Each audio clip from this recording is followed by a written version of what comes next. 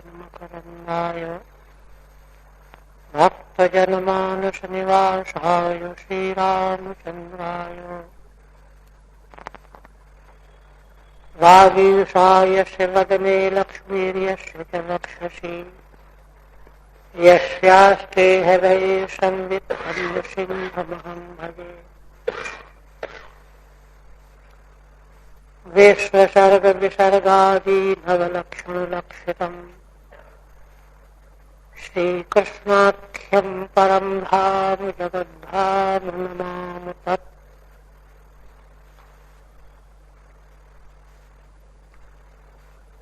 श्रीमद्भागवत के तृतीय स्कंद के 16 अध्याय में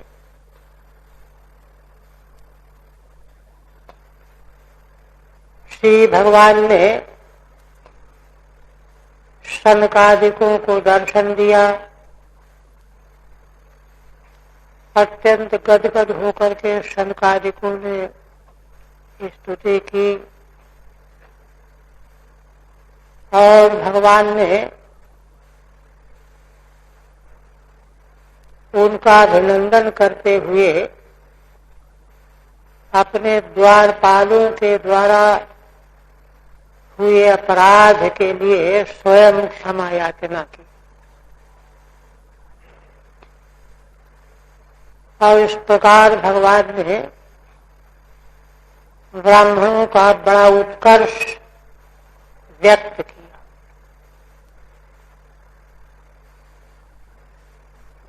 ब्रह्म च ब्राह्मणाश्च, ब्रह्म माने वेद और ब्राह्मण, इन दोनों का उत्कर्ष श्रीमद्भागवत में बहुत बार आया है।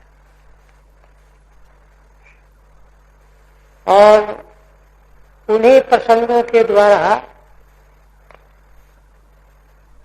उठने वाले संदेहों का निराकरण भी हो जाता है। किंतु इतनी बात समझ लेना चाहिए कि भगवान के मुख से इस प्रकार से ब्राह्मणों की महिमा का वर्णन करना इसको सुन करके ब्राह्मण अभिमान करने लगे, ये नहीं है।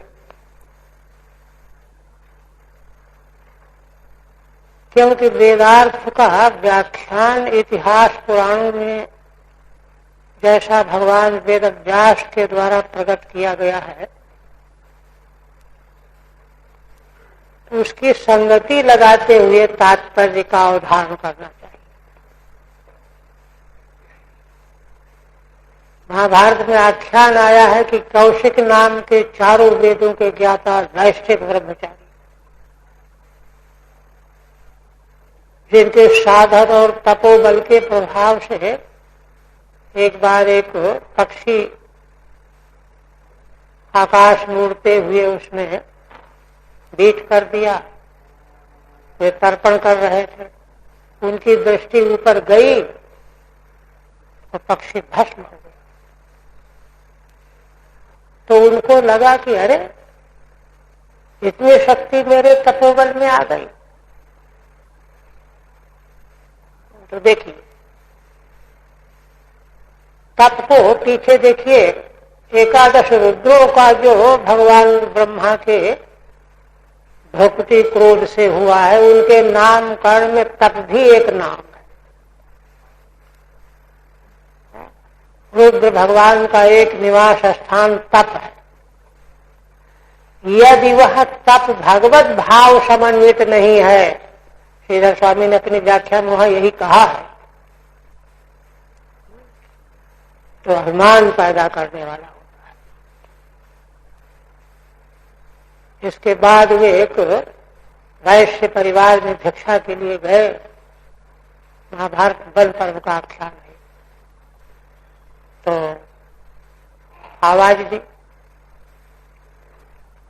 वैश्य देवी ने उत्तर दिया कि अभी महाराज मैं आ रही हूं भिक्षा लेकर। तब तक उसके पति देव आए। उनकी सेवा में लग करके 2-4 मिनट विलंब हो गया। उसको याद आई भिक्षा लेकर के गई तो वे ब्रह्मचारी क्रुद्ध हो गए उसको देख। तो उसने विनम्रतापूर्वक निवेदन किया कि महाराज, विशेष कारण से मुझे विलंब हुआ, आप क्रोध न कीजिए, और मैं वह बगुली नहीं हूं जिसको आपने देख करके दृष्टि से भस्म कर दिया। अब तो चौंक गए कि अरे, ये घटना तो अभी अभी थोड़े समय पहले की है, वहां दूसरा कोई था ही नहीं। ये वैश्य पत्नी तो घर में रह रही, इसको मालूम कैसे हुआ? उसने कहा कि महाराज, धर्म के ठीक ठीक रहस्य को समझने के लिए आप मिथिलापुर धर्मव्यास के पास जाइए। दूसरा आश्चर्य कि मुझे धर्म का ठीक ठीक रहस्य नहीं मालूम, धर्मव्यास के पास जाना पड़ेगा। किंतु उनको विश्वास हो गया इस चमत्कार से कि आखिर उसको मालूम कैसे हो गया कि मेरी दृष्टि पड़ने से जो बगुली भस्म हो गई है। चल पड़े।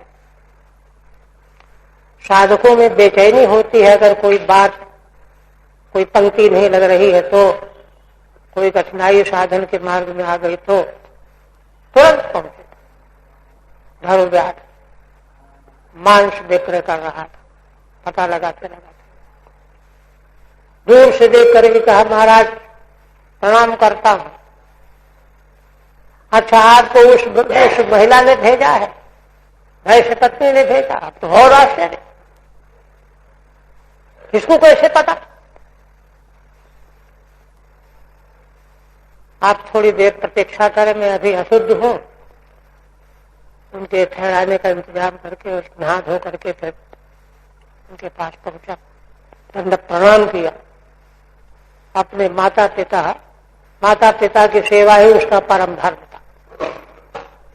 वैश्य पत्नी का पातिव्रत धर्म, और वहां ले जाकर के स्वर्ग जैसे प्रकोष्ठ में अपने माता पिता को स्थापित कर रखा था। नित्य से बड़ा विस्तृत विवेचन है, वर्णन है वहां। फिर वहां धर्म के बारे में चर्चा हुई। आश्चर्यचकित हो गया ब्रह्मचारी। अंत में पूछ ही दिया कि तुम धर्म के इतने सूक्ष्म रहस्यों को जानते हो, तुमको यह योनि कैसे मिली? तब उसने रहस्य बताया कि महाराज, मैं 10 जन्मों से लगातार ब्राह्मण होता आ रहा हूं, लेकिन मुझसे एक अपराध हो गया, उसके परिणाम स्वरूप मुझको इस योनि में आना। तो वहां उसने कहा, वहां उपदेश का सार यह है कि आपने माता पिता की सेवा नहीं की, इसीलिए धर्माचरण आपका अधूरा है। मेरी राय में आप पुनः जाइए, माता पिता की सेवा की।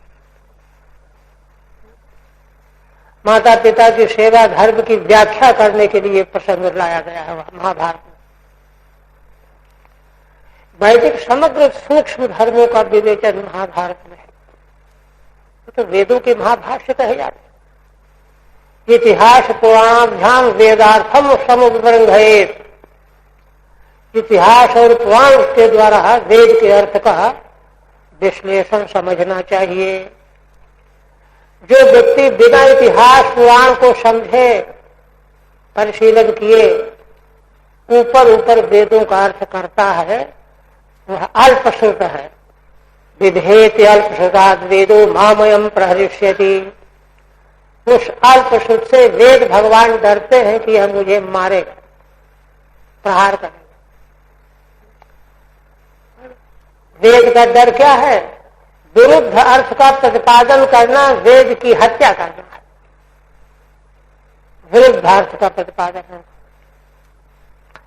तो इस तरह से यहां पर भी देखिए, प्रथम स्कंद में जहां श्रीमद् भागवत के प्राकट्य का उत्तर देते हुए सूत जी ने बताया है, भगवान व्यास जब प्रकट हुए, अवतार लेकर के आए, तो देखा कि मनुष्य जो है मंदमती हो गए, इनकी आयु बड़ी घट गई है, उपद्रवों से उपद्रुत भी रहते हैं, और इस तरह से वेदों का ह्रास हो रहा है। अब संसार की रक्षा का क्या उपाय है? क्योंकि वेद नहीं रहेंगे तो संसार बच नहीं पाएगा। समाधि में स्थित होकर के उन्होंने बड़ा चिंतन किया। चिंतन करके वेद के न रहने पर कोई विकल्प उनको दिखाई ही नहीं पड़ा। भोजन कदाचित नहीं है तो चलो फल खा लो, काम चल जाएगा, दूध पी लो, काम चल जाएगा। किंतु वेदों के मुक्त हो जाने पर संसार के बचाने का कोई उपाय भगवान व्यास को नहीं दिखाई पड़ा। तब उन्होंने तय किया, निश्चय किया, जैसे भी हो वेद ही बचाना पड़ेगा। तो बचाने का क्या उपाय है? तो विस्तृत वेदों का उन्होंने विभाजन कर दिया। पहले चारों वेदों के मंत्र एक राशि में थे, उनका विभाजन कर दिया। ऋक मंत्र, यजु मंत्र, साम मंत्र, अथर्व। उनमें शाखा भेद किया। अलग अलग शिष्यों को थोड़ा थोड़ा मंत्र याद कर लेंगे तो रक्षा हो जाएगी। तो इस तरह से विभाजन कर देने से थोड़ा थोड़ा लोगों ने उसको बचा तो लिया, रक्षा तो हो गई, किंतु अर्थ कैसे जाना जाए? अर्थ के लिए तप चाहिए, तप है नहीं, ऋतम भरा प्रज्ञा का प्राकट्य नहीं। तब उन्होंने कहा कि अच्छा, वेदों के अर्थों की सुगम व्याख्या करनी पड़ेगी। तब भगवान व्यास ने समग्र वेदार्थ महाभारत के रूप में और फिर इतिहास और पुराण सारा का सारा अवान्तर संदेहों को निवृत्त करने के लिए टीका पर टीका जिसको कहते हैं वह प्रस्तुत किया। तो इस तरह से यहां धर्म की महिमा बतानी है। ब्रह्मचो ब्राह्मणाश्च, वेद और वेद को धारण करने वाले ब्राह्मण। आगे मनु जी महर्षि कर्दम के यहां अपनी कन्या को लेकर के जब आएंगे तो उनसे निवेदन करेंगे, बातचीत होगी कि भगवान ब्रह्मा जी का विग्रह वेदमय है। अपने वेदमय विग्रह की रक्षा करने के लिए उन्होंने ब्राह्मणों को मुख से प्रकट किया, तपस्या संयम से संपन्न, और उन ब्राह्मणों की रक्षा करने के लिए हम क्षत्रियों को भुजाओं से प्रकट किया। इस तरह से वेद के रक्षक के रूप में, वेद को बचाने के रूप में आगे भगवान श्री कृष्ण के द्वारा भी ऋषियों की सभा की मंडली में यही बात कही जाएगी। वेद के द्वारा परब्रह्म परमेश्वर के समग्र स्वरूप का उद्घाटन किया गया है। उन वेदों को धारण करने वाले ब्राह्मण होते हैं। इस प्रकार से, क्योंकि धर्म वेद के अतिरिक्त जानने का, धर्म को जानने का कोई उपाय नहीं है, इसलिए और वेद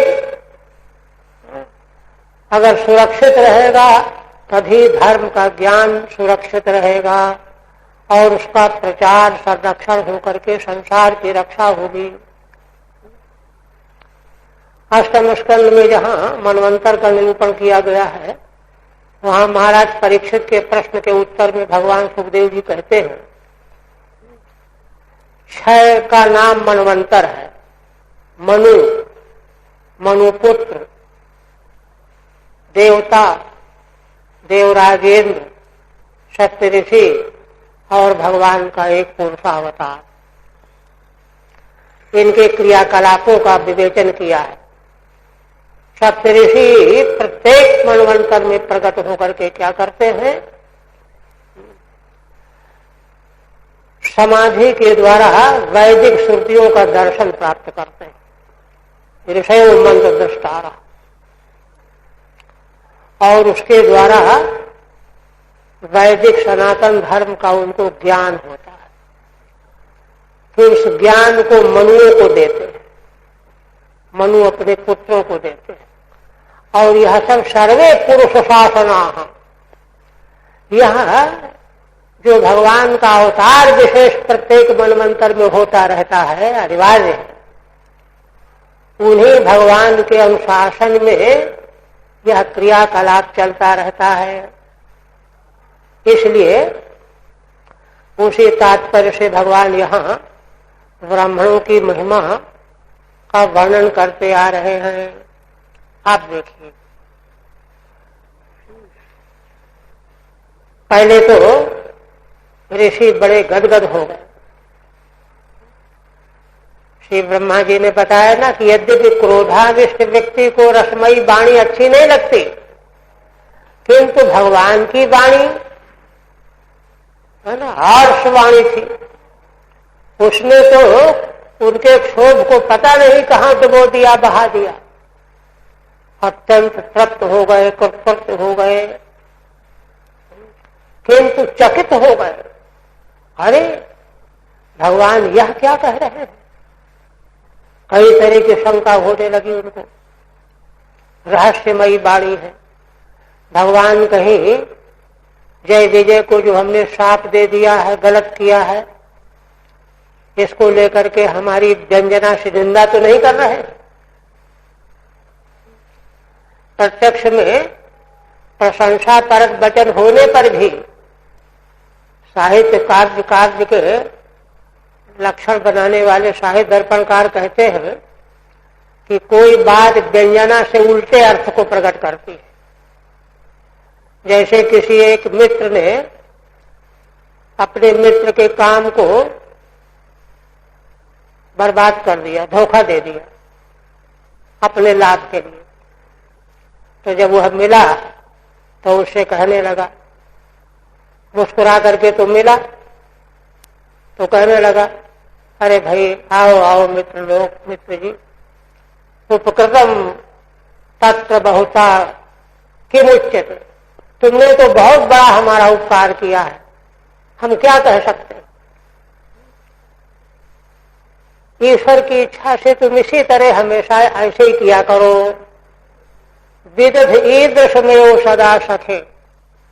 व्यंजना क्या है? व्यंजना यह है कि तुम महानिकृष्ट हो, तुमने अपने स्वार्थ साधन के आगे हमारा काम नष्ट कर दिया। इस तरह से कहीं व्यंजना के द्वारा भगवान हमें को तो नहीं दंडित करना चाहते। तीन तरह के विकल्प किए, किंतु बड़ा ऊहापोह करते रहे। अंत में उनको लगा कि नहीं। देखिए, शब्द बोधे वासना एवं कारणम, मंजूषाकार कहते हैं। शब्द को सुन करके वही बोध होता है जैसी हमारी वासनाएं होती। शनकादि तो विशुद्ध वासना, उनमें लौकिकता का तो नामो निशान नहीं। इसलिए उनको लगा कि नहीं नहीं, भगवान यथार्थ में हमारी प्रशंसा कर रहे हैं, अभिनंदन कर रहे हैं। तो क्यों कर रहे हैं? भगवान तो हमारे स्तुत्य हैं, हमारी प्रशंसा क्यों कर रहे हैं? तब उनको समझ में आया कि अरे इसलिए कर रहे हैं, संसार के लोगों को शिक्षा देने के लिए, लोक शिक्षा के लिए भगवान हमारा अभिनंदन कर रहे हैं। ठीक ठीक तात्पर्य जो है उनको भासमान हुआ। शुद्ध अंतःकरण के थे ना, इसलिए आप कहने लगे, ऋषय उच्वेश है ना, न वयम भगवन् विद्मस्तव देव चिकीर्षितम् कृतो मेनुग्रहश्चेति यदध्यक्षः प्रभाषते। हे भगवान, आपकी वाणी सुन करके हम एक और गदगद हैं दूसरी ओर बड़े चकित भी हैं। हे भगवान, आप क्या करना चाहते? हे देव, तव चिकीर्षितम वयम ना विद्मः, हम कुछ नहीं जान पा रहे हैं कि आप क्या करना चाहते हैं। क्यों संदेह क्यों हो रहा है? तो कहते हैं कि आप यह कह रहे हैं कृतो में अनुग्रह चेती, कि हे ऋषियों, तुमने मेरे ऊपर बड़ा अनुग्रह किया है, यह कह रहे हो। और कौन आप कहने वाले हो? यद अध्यक्ष प्रभास से, अध्यक्ष माने सारे विश्व ब्रह्मांड के परमेश्वर परमात्मा हो करके भी हम लोगों से आप ऐसा कह रहे हो, इसलिए हम चकित हैं कि आप क्या करना चाहते हैं। ठीक है। अध्यक्ष सर्वेश्वर सन, हे भगवान, आप अध्यक्ष माने सर्वेश्वर हैं, महाकारण हैं, कारणों के भी कारण हैं। तद्धित्यात्मकृतम मन्ये, ऐसे आपने यह कहा है कि हमारे सेवकों के द्वारा जो अपराध हुआ है उसको मैं अपने द्वारा किया हुआ मानता हूं, ये आपने कहा। आत्मकृतम मन्ये इत्युक्त्या मया अपराधः कृतः इति, ऐसा कह करके आपने यह कहा कि मैंने अपराध किया है। सेवकों के अपराध को आपने अपना अपराध कह दिया। एक तो ये, तथा तदनुग्रहो में इत्यादि वचनेन, और आपसे हम क्षमा मांगते हैं, क्षमा करके आप अनुग्रह करेंगे, इस वचन के द्वारा ममानुग्रह चेत यत् प्रभास से, है ना, मेरे ऊपर मेरे प्रति अनुग्रह होगा आपका।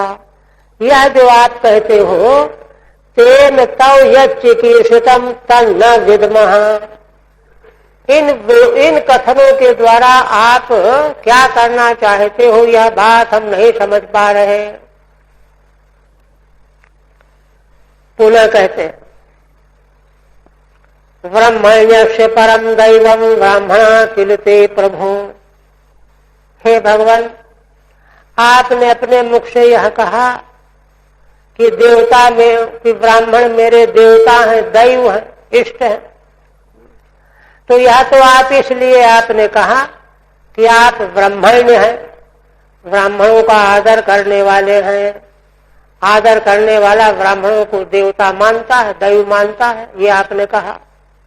किंतु वास्तव में तो ऐसा नहीं है। वास्तव में क्या है? विप्राणाम देव देवानाम भगवान आत्मदैवतम, यथार्थ में तो ब्राह्मणों के भी और देवों के भी जो देव हैं, इन सबों की आत्मा और देवता भगवान आप ही हैं। ब्राह्मणों को तो आपने आदर दे करके, महत्व दे करके ब्राह्मण भक्ति व्यक्त की है, किंतु वास्तव में तो आप समग्र ब्राह्मण जाति के ब्राह्मणों के देवों के भी आत्मा भी है और दैवत भी है। आत्मा च दैवतम च आत्मदैवतम, एक वद्भाव हो गया। ठीक है। किलेत लोक शिक्षार्थम सूजितम परमार्थ माहु, लोक शिक्षा के लिए आपने जो ब्राह्मणों को अपना दैव कहा है, यह निश्चित किल निपात है ना, पूर्व अर्थ को सूचित करने के लिए। पूर्व अर्थ क्या है? लोक शिक्षा। लोक शिक्षा के लिए आपने यह कथन किया है परमार्थ माहु, किंतु परमार्थ क्या है? परमार्थ तो यही है कि समग्र ब्राह्मणों के देव देवानाम देव पूज्यानाम अपि भगवान स्वम आत्मा च दैवतम च, देवताओं के भी जो पूज्य है और समग्र ब्राह्मण जाति के आप ही आत्मा और देवता दोनों हो। आप आगे कहते हैं त्वत्तः सनातनो धर्मो रक्षते तनुभीस्तव धर्मस्य परमो गुह्यो निर्विकारो भवान्मतः। हे भगवान, वास्तव में तो लोक शिक्षा के लिए आप ऐसा कर रहे हो। कैसे? त्वत्तः सनातनो धर्मो रक्षते तनुभीस्तव। हे भगवान, सनातन धर्म आपका स्वरूप ही है और इसकी रक्षा आपके द्वारा की जाती है। और तव तनु भी आप नए नए शरीर धारण करके अवतार लेकर के भी स्वरूप भूत सनातन धर्म की रक्षा करते हो। धर्मस्य परमो गुह्यो निर्विकारो भवान्मतः। क्योंकि पारमार्थिक सिद्धांत यही है कि धर्म के परम गुह्य, माने अंतिम फल रूप लक्ष्य, परम गुह्य अंतिम लक्ष्य रूप फल रूप लक्ष्य आप ही हैं। निर्विकार रूप से दूसरे जो फल धर्म के कहे जाते हैं वे तो सब विकार रूप है। निर्विकार फल धर्म का अंतिम निष्काम धर्म के रूप में वह तो भगवान ही है। इसीलिए स्वरूप भूत सनातन धर्म की आप और अपने अवतार विग्रहों के द्वारा रक्षा करते हो। ठीक है। लोक शिक्षार्थता प्रपंच, लोक शिक्षा के लिए उसी का प्रपंच माने विस्तार बता रहे हैं। त्वत्तः इत्यष्ट भी 8 श्लोकों से, माने अंतिम तक भगवान का है ना लोक शिक्षा के लिए धर्म की महिमा बताने में तात्पर्य है। कैसे? धर्मस्त्वत्तः एव भवति। हे भगवान, धर्म आपके द्वारा प्रकाशित होता है, प्रकट होता है। और रक्षते च, और आपके अवतारों के द्वारा रक्षा भी होती है। आप ही उसको प्रकट करने वाले हो, आप ही उसकी रक्षा करने वाले हो। और तो धर्म यदि इतनी उच्च वस्तु है कि भगवान ही उसको प्रकट करते हैं और उसको रक्षा भी करते हैं, ऐसे धर्म का अंतिम फल क्या है? परमः फल रूपो अतएव गुह्यो गोप्य।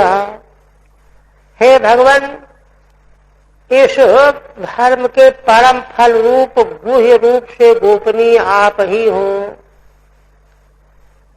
परम फल न तो स्वर्गादि फल विकारी, स्वर्गादि फल तो विकारी फल है, सीमित। आप तो निर्विकार फल हो, निर्विकारो भगवान, किंतु निर्विकारो मतः, निर्विकार रूप फल है। अतएवं भूतस्य तब इदम लोक शिक्षा मात्रमिति भावा। जब आप ऐसे हैं तो ऐसे धर्म के लिए लोक शिक्षा देने के लिए ही आप यह सब कथन कर रहे हैं। क्योंकि वह धर्म जो है वेदों के द्वारा प्रकाशित होता है और वेदों को धारण करने वाले ब्राह्मण होते हैं। और आगे कहते हैं तरंति हंजसा मृत्युम यं वै निवृत्ता यदनुग्रहात् योगिनः स भगवान् केचिद् अनुगृह्येत यत्परैः। शनकादि कहते हैं कि भगवान आपने धर्म की रक्षा के लिए, लोक शिक्षा के लिए क्या कहा, जो कहा वह उस रूप में तो यथार्थ हो नहीं सकता। क्या कहा? आपने यह कहा कि ब्राह्मणों के अनुग्रह से ही मेरे चरण धूलि में संसार को पवित्र करने की शक्ति प्राप्त है, आदि आदि। सारा संसार पापों से पार हो जाता है, ऐसी जो मेरे चरण रज की महिमा है उसका कारण ब्राह्मण है। ब्राह्मणों की सेवा से ऐसा मुझे मिला हुआ है। इस पर कहते हैं तरंति हंजसा मृत्युम निवृत्ता यदनुग्रहात्। निवृत्त मुनि लोग, योगी लोग, संसार की वासनाओं से जो निवृत्त हो चुके हैं, जिन आपके अनुग्रह से मृत्यु रूपी संसार को पार कर जाते हैं, अंजसा अनायासेन, योगी लोग, योगिना स भगवान के सिद्ध अनुग्रहीत यत्परैहि। तब फिर भला ऐसे आप क्या दूसरों के द्वारा अनुग्रह के भाजन बनते हैं? दूसरे आप पर अनुग्रह करेंगे, जबकि हकीकत यह है कि बड़े बड़े योगी लोग आपके अनुग्रह से ही अनायासेन मृत्यु रूप संसार को पार कर जाते हैं। ठीक है। विपरीतम चेदम इत्याहु। आपका कथन हमको उल्टा लग रहा है, यह कहते तरंती थी। यस्यानुग्रहादेव निवृत्ता विरक्ता योगिनश्च। जिन भगवान आपके अनुग्रह से ही निवृत्त होने वाले योगी विरक्त कर जाते हैं, है ना। संतः मृत्युम तरंती सा भगवान परैः अनुगृह्येते किंचित्। ऐसे आप दूसरों के द्वारा अनुग्रहित होते हैं, यह क्या है? न किंचित इत्यर्थ, ये कोई बात नहीं है। पुनः कहते हैं भगवान ने जो भी बड़ी रहस्यमयी बातें कही हैं, सबका समाधान कर रहे हैं, अपनी दृष्टि से अर्थ लगा रहे हैं। यं वै विभूति रूपयाच्यनुबेलमन्यैः अर्थार्थिभिः स्वशिरसा धृतपादरेणुः धन्यार्पितांघ्रि तुलसी नव दाम धाम्नो लोकम मधुव्रत पतेरिव कामयाना। कहते हैं कि हे भगवान, विभूति माने श्री लक्ष्मी जी। श्री लक्ष्मी जी जिन आपको उपयाति अनुबेल मन्यैहि अर्थार्थिभिः, श्री लक्ष्मी जी को दूसरे अर्थार्थी देवता इंद्रादि बहुत चाहा करते हैं कि लक्ष्मी जी हमारे ऊपर कृपा करें, और इसके लिए क्या करते हैं? लक्ष्मी जी के चरणों की रेणु अपने सिर में रखते हैं, उपासना करते हैं। वही लक्ष्मी जी आपके चरणों की धूलि को अपने सिर में रखती है। स्वशीर्षा धृत पाद रेणु, विभूति लक्ष्मी आपके चरणों की रेणु को अपने सिर में धारण करती हैं। क्यों धारण करती हैं? तो धन्यार्पितांघ्रि तुलसी नवदाम धामनो लोकम मधुव्रत पतेरिव कामयाना। असल में लक्ष्मी जी तो भगवान के वक्षस्थल में निवास करती हैं, किंतु उनको जब यह दिखाई पड़ता है कि भगवान के चरणों में तुलसी जी की मालाएं भक्तजन अर्पण करते हैं, और भंवरों की तरह से भक्त जो हैं उन्हीं में चिपके रहते हैं, लगे रहते हैं, है ना। तो इसलिए लक्ष्मी जी को यह देख करके ऐसा लगने लगता है कि भगवान के चरणों में कोई विशेष स्वाद है। इसलिए वक्षस्थल से उतर करके आपके, है ना, चरण कमल जो तुलसी की मालाओं से, भक्तों के द्वारा अर्पित की गई तुलसी मालाओं से जो सुशोभित रहते हैं, उन्हीं चरणों को अपना धाम बना लेती हैं। कैसे? मधुव्रत पतेरिव कामयाना। मधुव्रत पति माने मधुकर। मधुकर जैसे तुलसी की मंजरी में फूलों के मकरंद का रस लेने के लिए निरंतर जो है लगा रहता है, उसी को देख करके श्री लक्ष्मी जी भी आपके चरणों में ही अपना निवास बना लेना चाहती हैं। ऐसी लक्ष्मी जी जिनको दूसरे लोग प्राप्त करने के लिए नाना प्रकार के व्रत नियम करते हैं, वे लक्ष्मी जी अनायास ही आपके चरणों की धूली अपने सिर में धारण कर रही होती हैं। ठीक है। यह चोक्तम, श्री भगवान ने कहा था, यत् सेवया चरण पद्म पवित्र रेणुम सद्य। भगवान ने इस श्लोक में दो बातें कही थी। एक तो यह कि जिन आप ब्राह्मणों के चरणों की सेवा करने से मेरे चरणों की धूली इतनी पवित्र हो गई है कि सारा संसार, सारे लोग पवित्र हो जाते हैं। एक। और दूसरी बात भगवान ने कही थी कि ब्राह्मणों के चरणों की सेवा के प्रभाव से मुझ में इतने गुण प्रकट हो गए हैं, ऐसा स्वभाव मेरा उच्च कोटि का प्राप्त हो गया है कि जिस कारण से लक्ष्मी जी मुझे विरक्त रहने पर भी मेरा संग नहीं छोड़ती हैं, मेरे न चाहने पर भी मेरा संग नहीं छोड़ना चाहती हैं। इन दोनों प्रकार के परिणामों को भगवान ने ब्राह्मणों के चरणों की सेवा का फल बताया था। इसको अन्यथा व्याख्या करते हुए शनकादि कहते हैं कि नहीं, बात ऐसी नहीं। लक्ष्मी जी तो स्वयं ही तुलसी जी के प्रति आकृष्ट भक्तजनों को और आपके बड़े प्रेम को देख करके स्वयं आकृष्ट होकर के चरणों की रेणु धारण कर रही हैं। इस तरह से प्रतिपादन कर रहे हैं।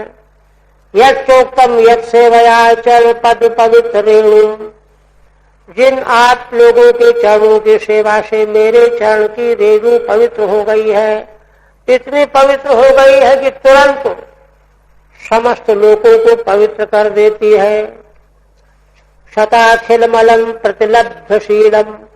और दूसरा ऐसा शील स्वभाव मुझे मिला हुआ है कि लक्ष्मी जी विरक्त रहने पर भी मुझे नहीं छोड़ती हैं। दो बातें इत्यादि। श्रीधर स्वामी कहते हैं कि इन दो तरह की बातें भगवान ने कही थी, उन्हीं के उत्तर में शनकादि कहते हैं तद अत्यंतम असंभावितम। यह जो आपने दो तरह की बात पीछे कही है, यह बिल्कुल असंभावित है, असंभव। इसी बात को दो श्लोकों से कहने जा रहे हैं। यं वै विभूति लक्ष्मी अनुवेलम अवसरे अवसरे उपयाति सेवते।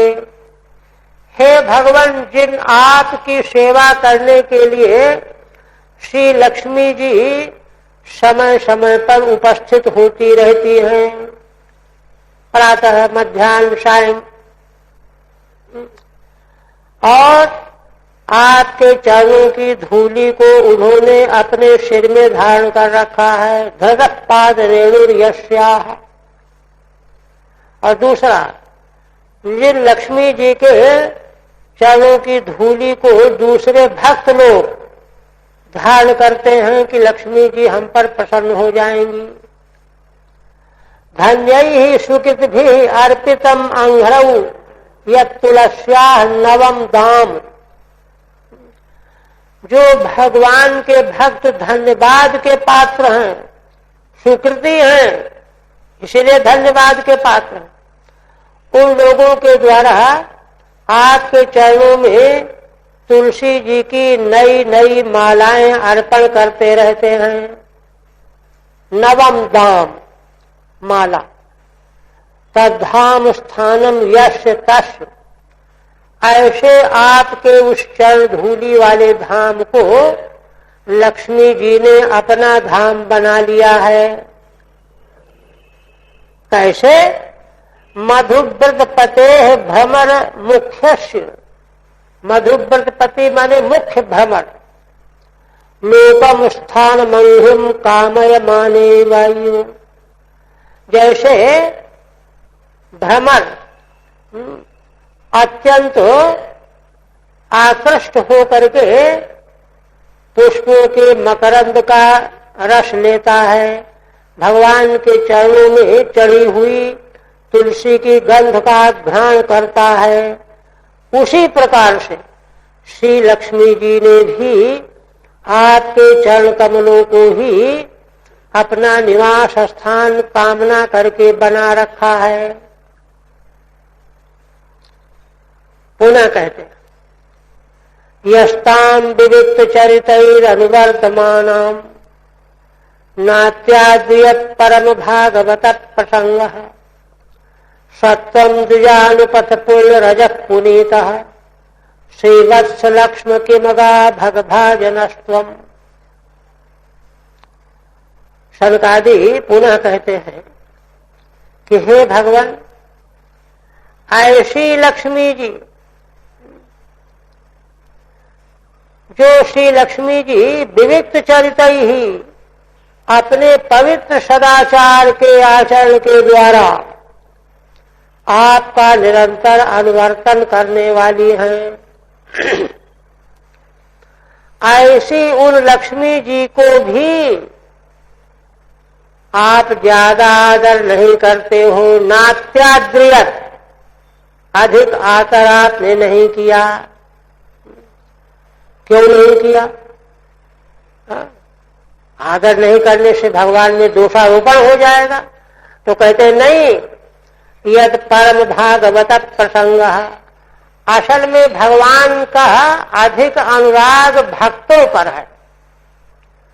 भक्तों के मनोभाव, क्रियाकलाप, सेवा पूजा में भगवान का ध्यान अधिक लगा रहता है।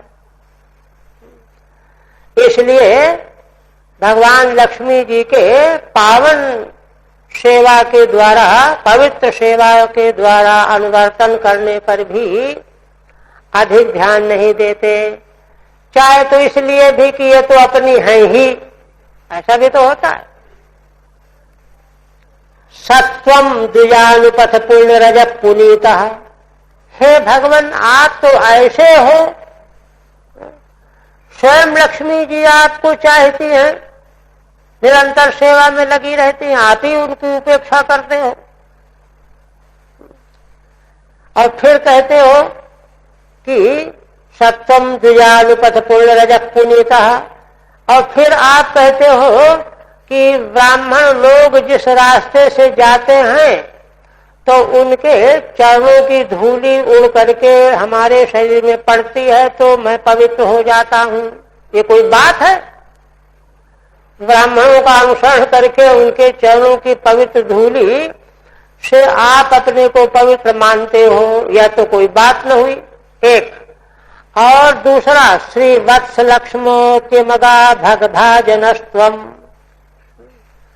श्री वत्स के शोभा से वक्षस्थल पर विराजमान रहने से क्या आप अतिशय सौंदर्य के भाजन हो जाते हो?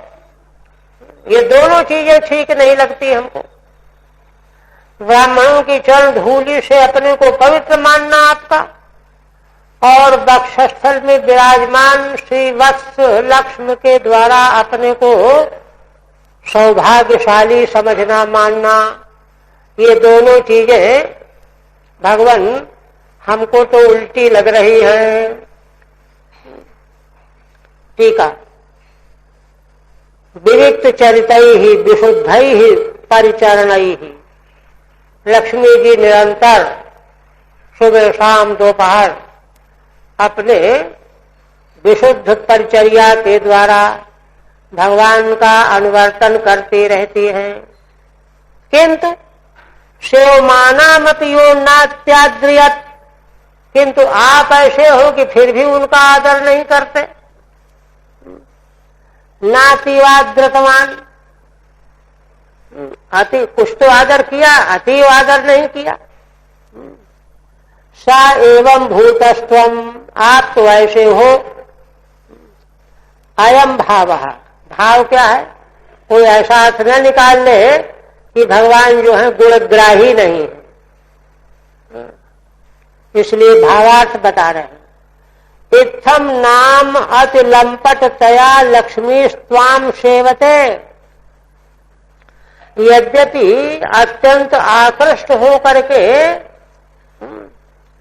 लक्ष्मी आपकी सेवा करती हैं, बिल्कुल ठीक है। कथम एवं ही सा, मैंने लक्ष्मी जी ऐसा मान रही हैं। क्या मान रही हैं? अयम ही सारग्राही मधुव्रता, यह जो भंवरा है बड़ा सारग्राही है और चंचल भी है। सारग्राही होने से फूलों से इधर से उधर भागता रहता है, चंचल है ना। सच अंघ्रि गतायाम तुलस्याम, किंतु वही सारग्राही भी अत्यंत चंचल भी भंवरा भगवान के चरणों में लगी हुई जो तुलसी, उस पर जो है परिवार के सहित चिपटा हुआ है। तुलस्याम सपरिवारो निश्चल सल रमते, अकेला नहीं, अपने सब साथी भवनों को लेकर के रमण कर रहा है, मकरंद चूस रहा है। इतना चंचल यह भंवरा ऐसा कर रहा है। अतो आंघ्रि लावण्यम अत्यधिकम, तब लक्ष्मी जी को यह मालूम पड़ा कि भगवान के चरणों का लावण्य अत्यधिक होगा, तभी तो छोड़ के जाता नहीं है ना। अत्यधिकम स्यात् ततो अहम, इसलिए मैं लक्ष्मी जी वक्षस स्थितापि, यद्यपि भगवान ने बड़े आदर से लक्ष्मी जी को वक्षस्थल में स्थान दे रखा है, किंतु योगी जनादि बहुसेवक संघर्ष मंगीकृत्यापि, यद्यपि वक्षस्थल को छोड़ करके भगवान के चरणों की सेवा करने में बड़ा संघर्ष है। जैसे शिवरात्रि में भगवान की पूजा करने के लिए बहुत लोग लगे रहते हैं, उसी तरह से लक्ष्मी जी को यद्यपि भगवान के चरणों की सेवा करने में बड़ा संघर्ष करना पड़ेगा। जान रही हैं क्यों? सारे योगी जन भगवान के चरणों को ही तो चाहते हैं। योगी जनादि बहुसेवक संघर्ष मंगीकृत्यापि, योगी जनादिकों के द्वारा बहुत से सेवकों के साथ में संघर्ष भी झेलना पड़ेगा। अंगीकृत्यापि, एक अतुलस्या सह सापत्नेनापि, तुलसी के साथ सापत्न भाव को भी सहन करना पड़ेगा। दो है ना। चरणौ सेविष्यामीति, किंतु फिर भी मैं भगवान के चरणों का ही सेवन करूंगी। इति तदेवं औत्सुक्येनानुवर्तमानामपि, इस प्रकार से भगवती लक्ष्मी अतिशय उत्सुकता पूर्ण होकर के भगवान के पीछे लगी रहती हैं, अनुवर्तन करती रहती हैं। ताम त्वम नातिवाद्रियसे, उनको भी, जो बेचारी इतने संघर्ष झेल करके भी सेवा के लालच में आती हैं, उनकी भी आप अतिशय आदर नहीं करते हो। क्यों नहीं करते हैं भगवान? कहते यतः परम भागवते सेव प्रतस्थ संगवान, क्योंकि भगवान का प्रतस्थ संग जो है, प्रेम आसक्ति, वह परम भागवतों में ही है। उनसे छुट्टी मिलने के बाद फिर लक्ष्मी जी से बातचीत करते हैं। स एवं परम सौभाग्य निधिस्त्वम, इसका तात्पर्य क्या है? शंकादि कहते हैं कि ऐसे आप परम सौभाग्य की निधि हो, खजाना हो। अतो ब्राह्मण प्रसादान माम श्रीर न बिजहाति, तो आप बताइए आपने क्या कहा है कि ब्राह्मणों के प्रसाद से, है ना, लक्ष्मी जी मुझे छोड़ती नहीं है। आप ही तो छोड़े हुए हो, वो तो छोड़ती नहीं है। आप स्वयं उनको मात्र नहीं दे रहे हो, फिर यह कहना माम से न बिजहाति इति अलभ्य लाभत्वेन निर्देशो न संबंधतः। ऐसी लक्ष्मी जी का अलभ्य लाभ जो आप कह रहे हो, यह बात आपकी संगत नहीं प्रतीत होती, उल्टी दिखाई दे रही है। यतः परम भागवते सेव प्रतस्थ संगवान। अच्छा, हो गया। किंच स्वतेव त्वम भग भाजनो, दूसरी बात और कहते हैं, आप स्वयं ही ऐश्वर्य के भाजन हो, सौभाग्य के पात्र हो। भजनीया नाम गुणानाम आश्रय, क्योंकि भजनी में जो जो गुण होने चाहिए, उन समग्र भजनी गुणों के आप आश्रय हो। परम शुद्धश्च, और परम शुद्ध भी हो। तम त्वाम, ऐसे आपको, द्विजानाम अनुपथम पथ पथ लग्नम, ऐसे भला आप भगवान को ब्राह्मण जहां जहां रास्तों रास्तों में जाते हैं, वहां उनके चरणों को स्पर्श करने वाली धूली, यत् पुण्यम रजः, पवित्र धूली, रजः तया श्रीवत्स लक्ष्म च किम पुनीतः पवित्री कुरुतः। उस धूली के द्वारा क्या आप पवित्र होते हो? क्या अपने वक्षस्थल में विराजमान श्रीवत्स लक्ष्म के द्वारा आप पवित्र होते हो, सौभाग्यशाली होते हो? यह बात तो बिल्कुल समंजस प्रतीत नहीं होती है। किम किमर्थम च ते उभे अगाह प्राप्त भूषणत्वेन स्वीकृतवानसि। और यदि ऐसी बात है, किस लिए आप इन दोनों से, दोनों को आप स्वीकृत करते हो? फिर अगाह प्राप्त भूषणत्वेन स्वीकृतवानसि, भूषण के रूप में स्वीकृत करते हो। अतो यत् सेवया चरण पद्म पवित्र रेणुम इत्यादि वचनम लोक संग्रह मात्र मित्यर्थ। इसलिए आपके वे दोनों वाक्यों कि जिन ब्राह्मणों के चरणों की सेवा से मेरे धूली इतनी पवित्र है, जिन ब्राह्मणों की सेवा से मुझे ऐसा स्वभाव मिला हुआ है कि लक्ष्मी जी मुझे छोड़ करके नहीं जाती हैं, ये दोनों बातें जो हैं लोक संग्रह मात्र मित्यर्थ, लोक संग्रह के लिए आप कह रहे हो। अच्छा, अब एक प्रश्न नया खड़ा होता है कि लोक संग्रह के लिए भगवान ऐसी बातें क्यों कह रहे हैं? देखिए, ये प्रश्न रह जाएगा ना। आखिर लोक संग्रह के लिए भगवान ऐसी बात कह रहे हैं? यथार्थता तो कुछ और ही है।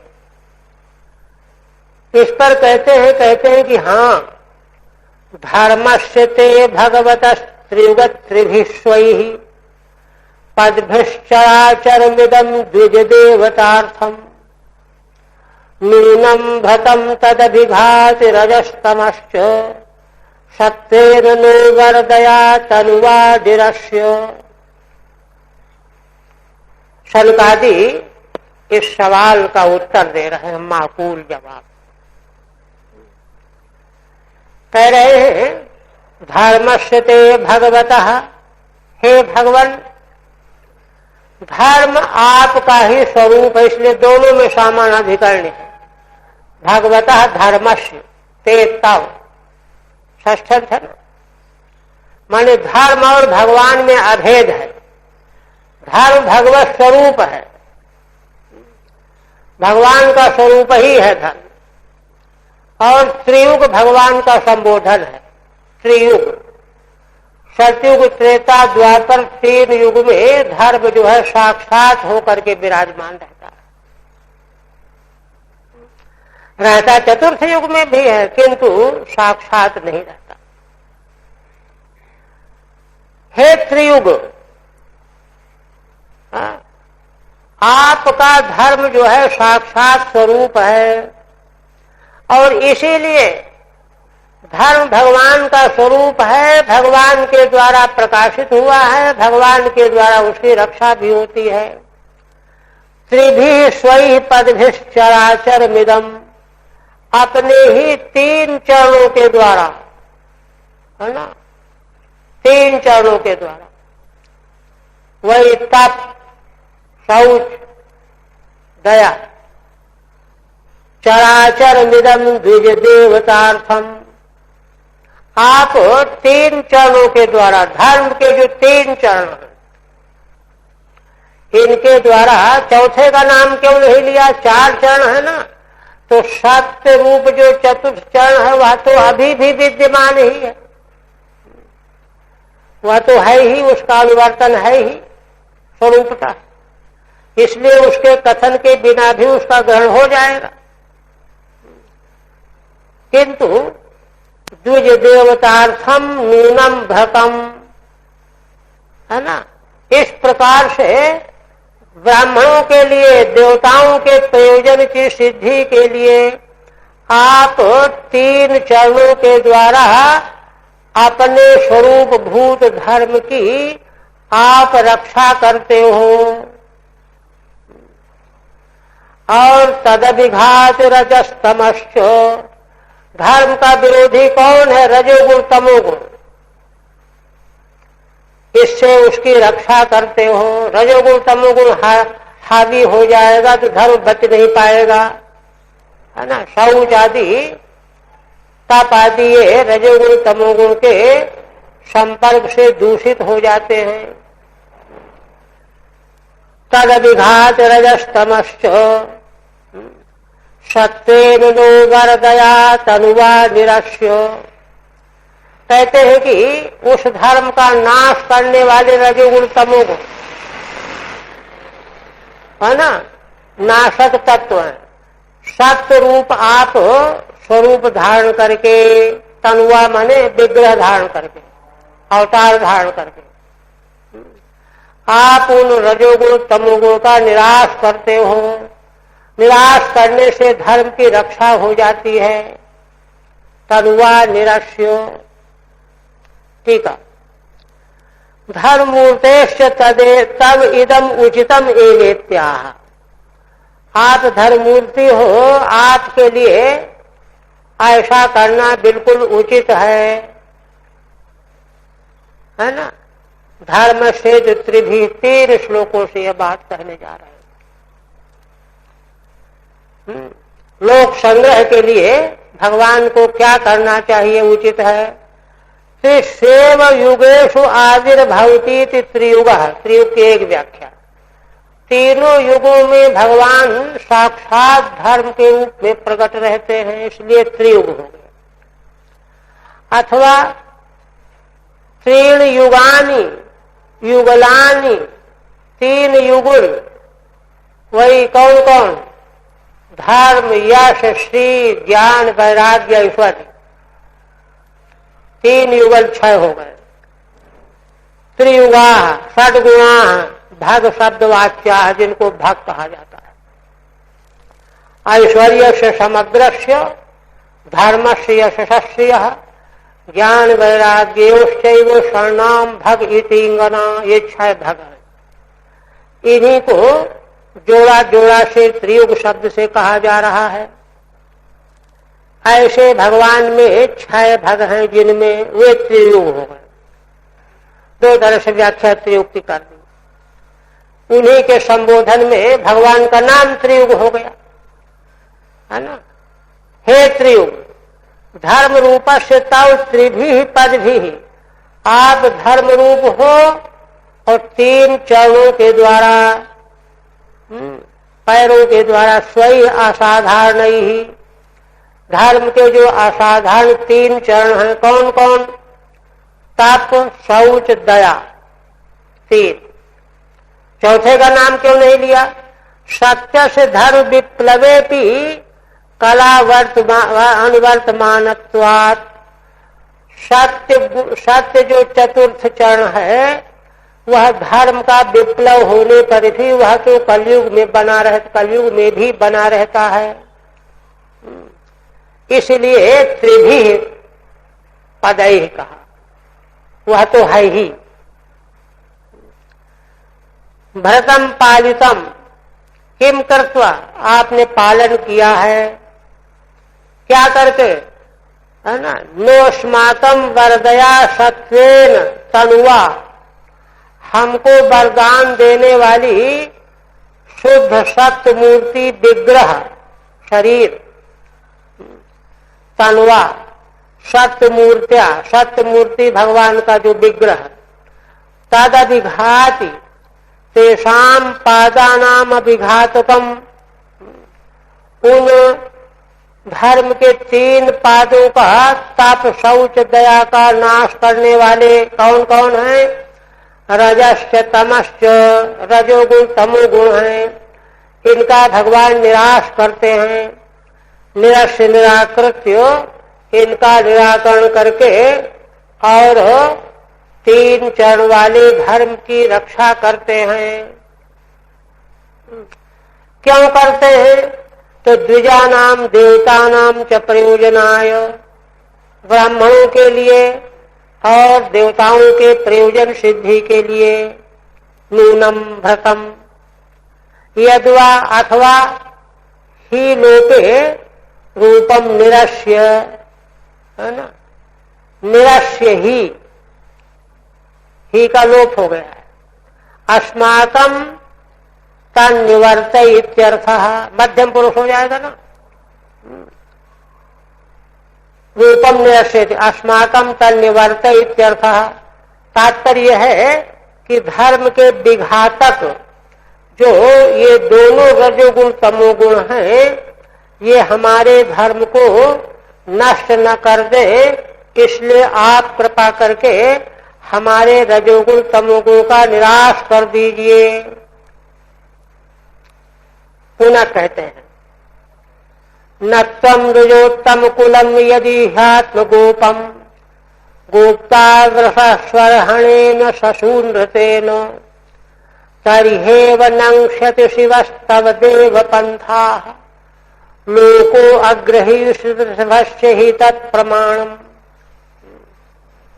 लोक संग्रह के लिए भगवान ऐसा कर रहे हैं, तो विपक्ष में कहते हैं कि यदि द्विजोत्तम कुल की आप रक्षा न करेंगे, क्योंकि यहाँ ब्राह्मणों का उत्तम कुल आपके द्वारा ही रक्षणीय है, आपके अलावा कोई रक्षा करने वाला नहीं है। यदि आप इसकी रक्षा नहीं करेंगे धर्म रूप हो करके, स्वरहणेन शशूनृतेन, आप कैसे रक्षा करते हैं? आदर करके, धर्म रूप से आदर करके, धर्म मान करके, और सुनृत माने मधुर वाणी के द्वारा, मधुर वाणी के द्वारा ब्राह्मणों को आदर दे करके यदि आप उत्तम ब्राह्मण कुल की रक्षा नहीं करेंगे तो क्या होगा? तरिहेव नंक्षत शिवस्तव देव पंथा। हे देव, उसी क्षण यह शिव मार्ग, कल्याण का मार्ग, वेद मार्ग, धर्म का मार्ग, वैदिक मार्ग उसी क्षण नाश को प्राप्त हो जाएगा। और जब आप ऐसा करके ब्राह्मण कुल की रक्षा करते रहते हैं आदर आदि के द्वारा, तो आपका वैदिक मार्ग नष्ट होने से बचा रहता है और संसार के लोग भी उसका आचरण करने लगते हैं। लोको गृहीष्य वृषभस्य ही तत्प्रमाणम। क्योंकि संसार के लोगों का स्वभाव है कि श्रेष्ठ व्यक्ति के आचरण को संसार ग्रहण किया करता है, प्रमाण माना करता है। टीका, आत्मगोपम त्वयैव रक्षणीयम द्विजोत्तमा नाम कुलम।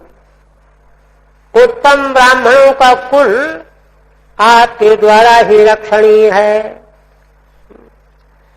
यदि है स्फुटम त्वम न गोप्ता न रक्षिता, अगर स्पष्ट रूप से आप ब्राह्मण कुल की रक्षा करने वाले नहीं होंगे, है ना। रक्षिता में कहते हैं तृण प्रत्ययान्तत्वा न षष्ठी प्रयोग। इसलिए तृण प्रत्यय के योग में नलोका व्यदिशा सूत्र से षष्ठी का निषेध हो गया।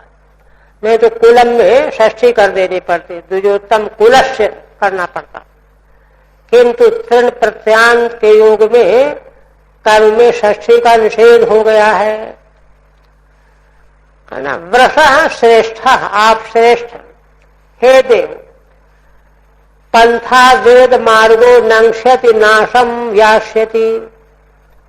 आपका जो चलाया हुआ मार्ग वेद मार्ग है, यह नाश हो जाएगा, नष्ट हो जाएगा। ऋषभस्य श्रेष्ठस्य, संसार के लोगों का स्वभाव है कि श्रेष्ठ लोग जैसा आचरण करते हैं वैसा भी करने लगते हैं। ही अस्मात् तदनहरणम असुन्नतम चाग्रहिष्यत्। अगर आप ब्राह्मण कुल का अर्चन नहीं करेंगे, उनसे मीठी बात नहीं बोलेंगे, तो संसार के लोग भी ब्राह्मण का अर्चन नहीं करेंगे, उनसे मीठी बात नहीं बोलेंगे तो नकल कर लेंगे। इसलिए आप ऐसा करते हो। तदुत्तम गीतासु, गीता में भी कही गई है बात, यद्राश्रेष्ठ इतरो जनः। श्रेष्ठ पुरुष जैसा आचरण करता है वही वही आचरण दूसरा व्यक्ति करने लगता है। शैत प्रमाणम कुरुते लोकस्तदनुवर्तते। श्रेष्ठ पुरुष जिसको प्रामाणिक उद्घोषणा करता है, लोक संसार उसी को प्रामाणिक मान लेता है। इसलिए आप लोक संग्रह के लिए ऐसा कर रहे हैं।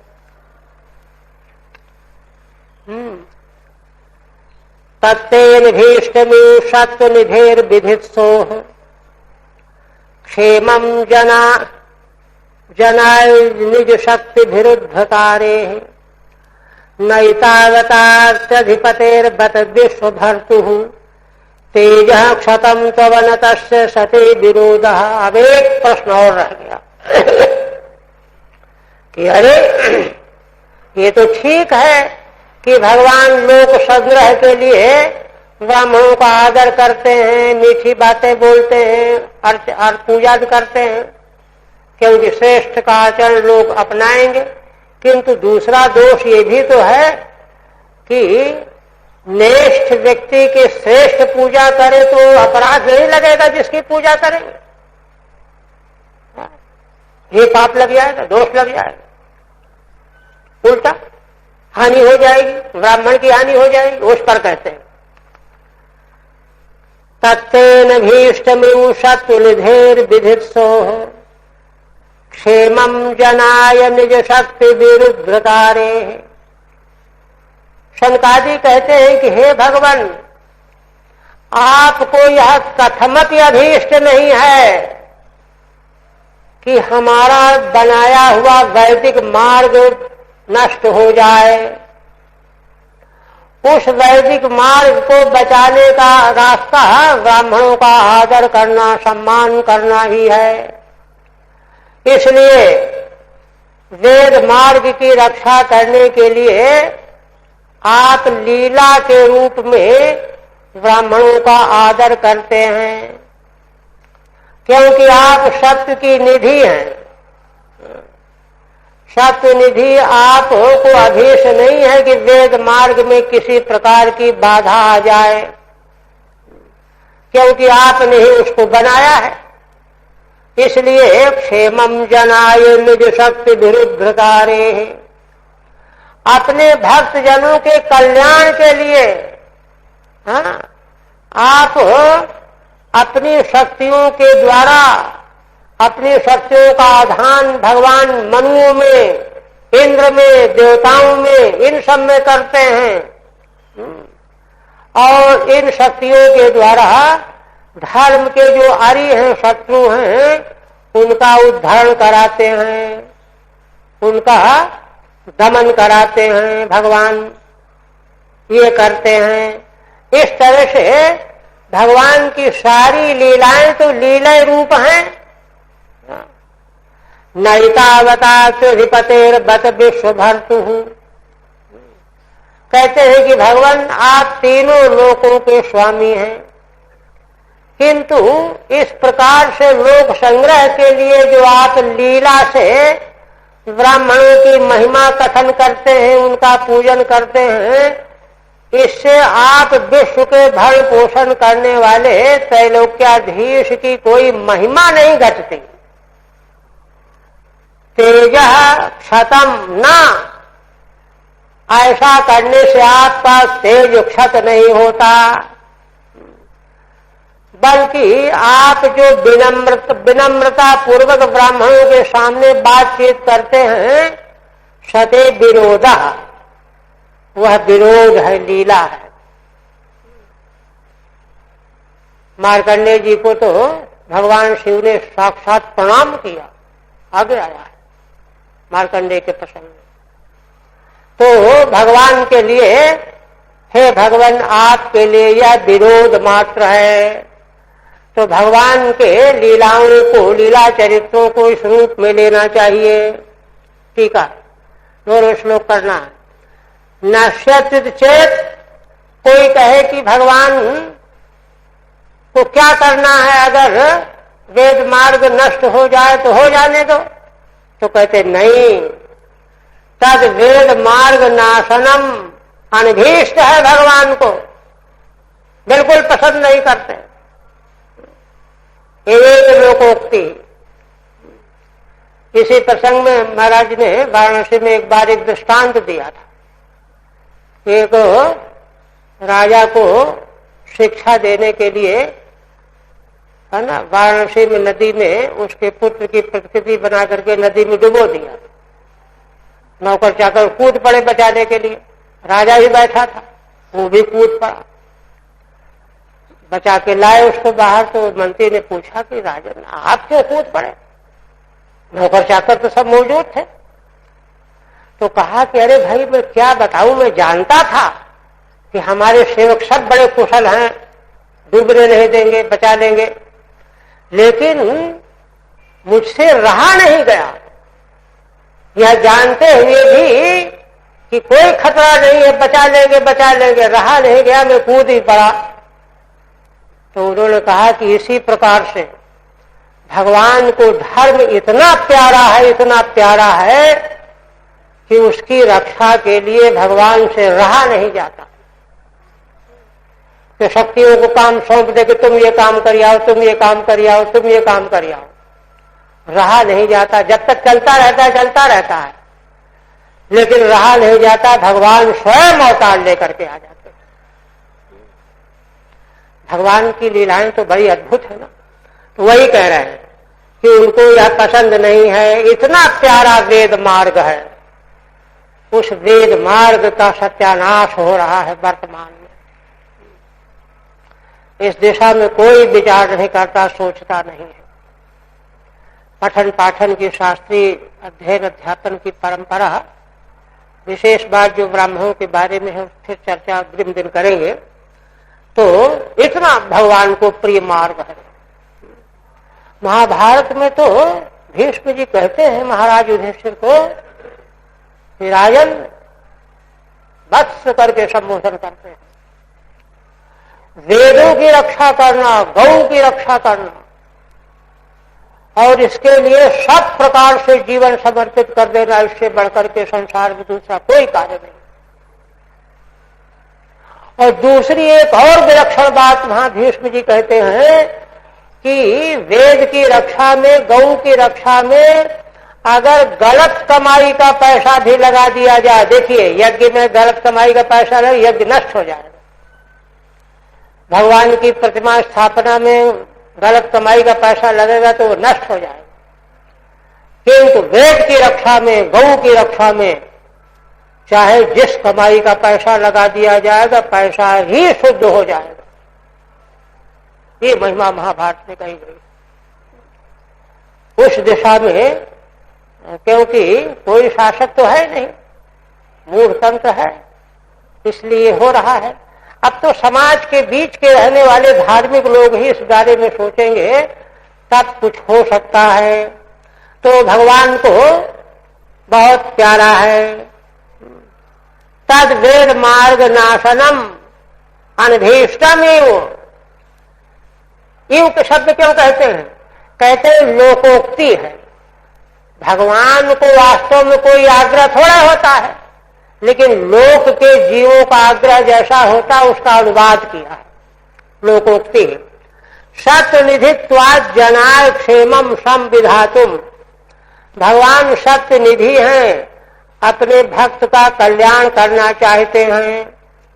इच्छो अतएव निज शक्ति भी, इसीलिए भगवान अपनी शक्तियों के द्वारा राजादि भी उत्पादित धर्म प्रतिपक्षस्य, राजाओं के द्वारा धर्म के प्रतिपक्षी शत्रु दुश्मन जो होते हैं उनका नाश कराया करते हैं। अतस्तव ब्रह्म कुले अवनतिर युक्तैव, इसलिए ब्राह्मण कुल के प्रति आपका विनम्र होना युक्त है धर्म के लिए। ननु महतो आपके अन्येषु अवनतिस तेजो हानि करी। अगर कोई सवाल करे कि महान पुरुष को है ना छोटों के सामने अवनत होना जो वैसे नहीं है तो तेज की हानि करने वाला हो जाएगा, कहते नहीं। तत्राहु एतावता तु धर्म त्राण प्रयोजनेन, असल में प्रयोजन की महिमा है यहाँ पर।